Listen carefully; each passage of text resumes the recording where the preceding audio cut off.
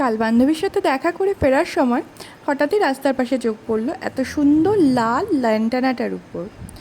আর তোমরা তো জানোই, যে গাছ আমার বাড়িতে নেই সেই গাছ যদি বাইরে দেখি আমি তার থেকে একটা কাটিং নিয়েই আসি।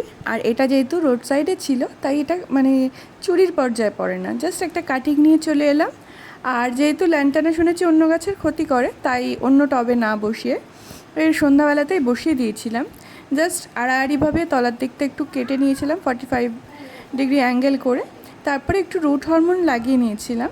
আর আমার কাছে ঝুরঝুরে মাটি রেডি করা ছিল, তো প্রথমে টবটার মধ্যে একটু জল ঢেলে দিলাম, তারপরে এই কাটিংটাকে সুন্দর করে আলতো করে বসিয়ে দিলাম। তো আমার চ্যানেলটাকে সাবস্ক্রাইব করো।